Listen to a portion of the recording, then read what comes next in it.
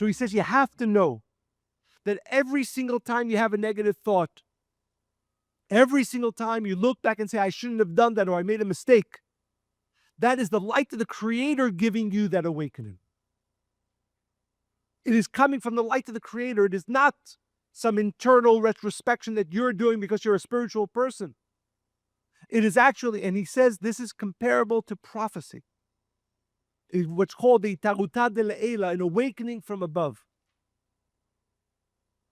If we understand, and this is again very practical and very necessary, because again, as the Esh Kodesh tells us, this is the main reason why too many people remain disconnected from the light of the Creator. The main reason why we don't come to appreciate Bi Adoni, the power and the light of the Creator that I have within me, is because we go through life thinking that the negative thoughts about myself or the mistakes that I've made, they are my thoughts, and now I'm in a down place. I'm in a depressed or sad place because I realize, oh my God, I need to change this, or I shouldn't have done that, or I should have made this mistake.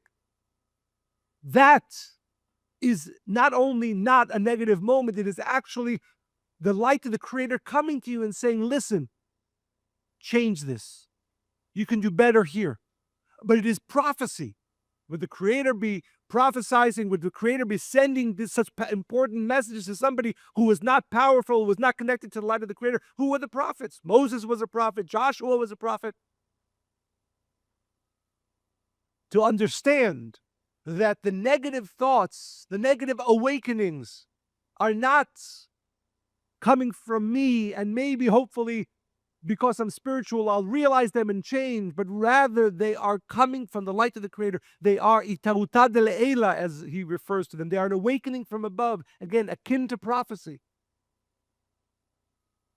And therefore, the next time, he says, the next time you have a negative thought, rejoice in that thought. He brings a verse from the Song of Songs, Achaztiv velo arpeu. Hold on to it. Realize the Creator is telling you, you're so important. You're so important. You have so much light. I want to speak to you and awaken you even about those things that we need to change together. It completely, if you really understand this concept, it completely transforms the next negative thought you have about yourself. The next time you look back and say, I made a mistake, or I should have done this differently, it is not my ego realizing something about myself. It is the Creator, the light of the Creator conversing with me and saying, at all moments, at all points, I am giving you an awakening. And this as well is an awakening. Realize. You're so important. You're so powerful. And I'm giving you the light of the Creator, not you. The light of the Creator is giving you this thought. And therefore, he says, Achazti velo arpeu. That the way you need to view your next negative thought about yourself is, oh, thank you. I thank the Creator for awakening, giving me this awakening.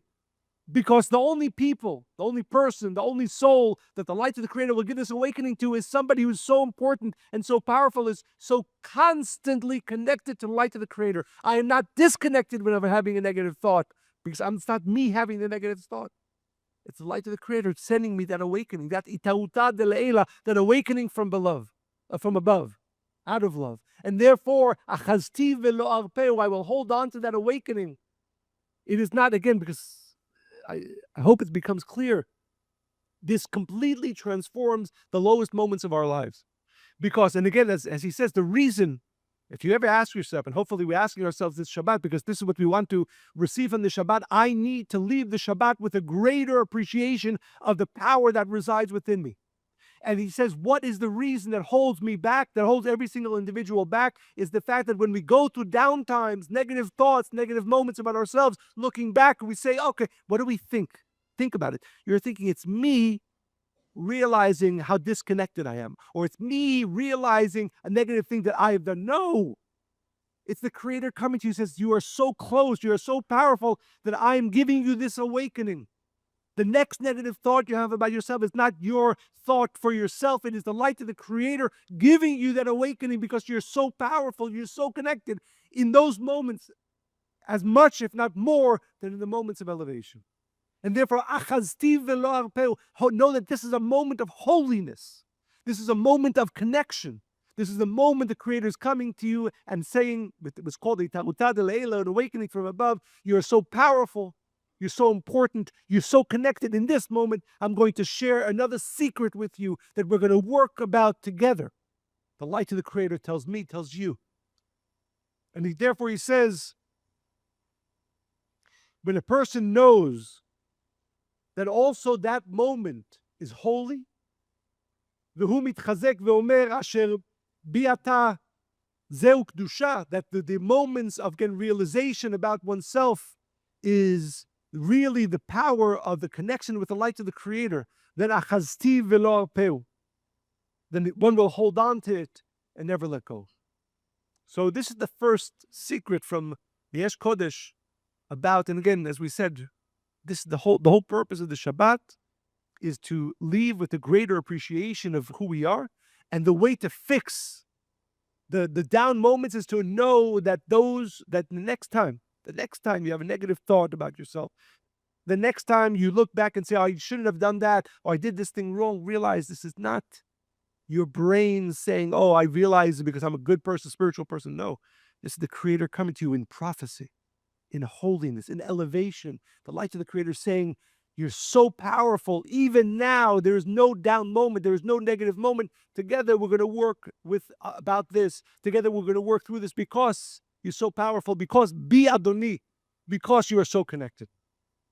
Very, very important. That's the first secret, the first strengthening of the knowledge of the power within us. Next, I want to share two very important meditations from Rav Ashlag, one concerning the spiritual work and one that really should be done daily.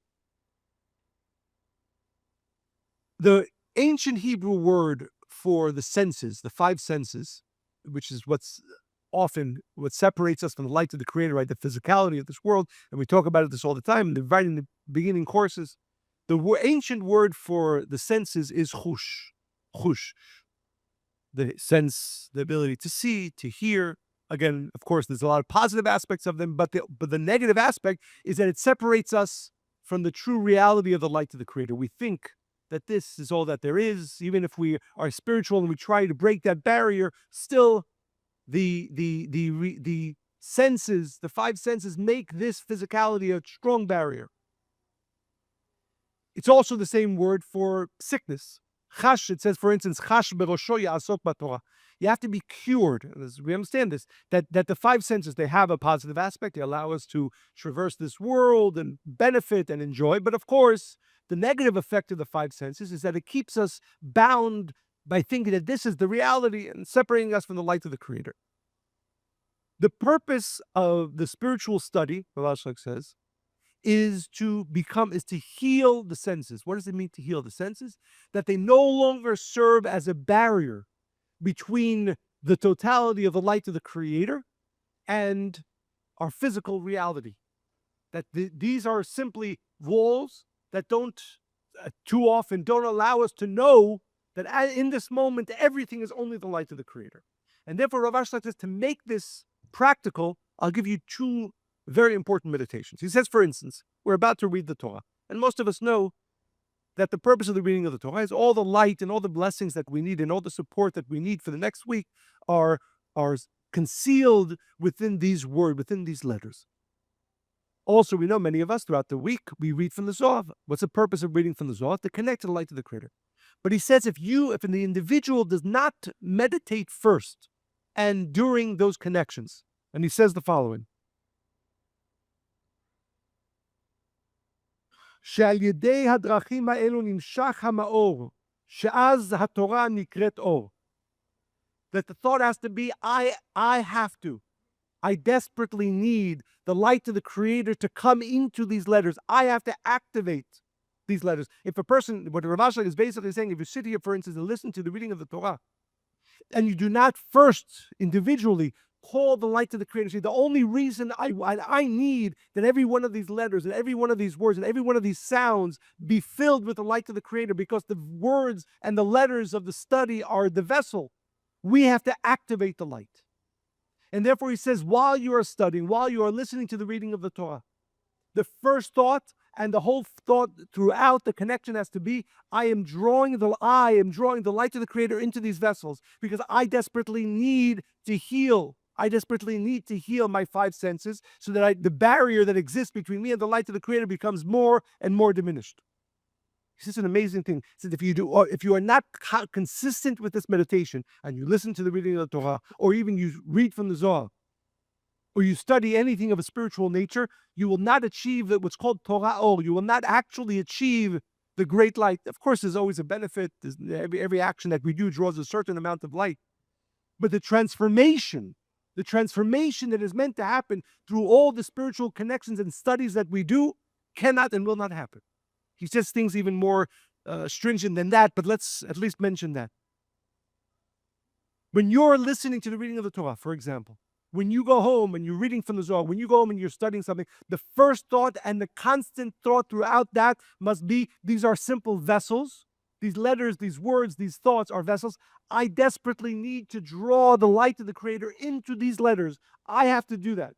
And while I'm listening to the reading of the Torah, or while I am reading the Zohar, or while I'm studying anything of a spiritual nature, I have to be that awaken. I have to awaken the light of the Creator to come into these letters.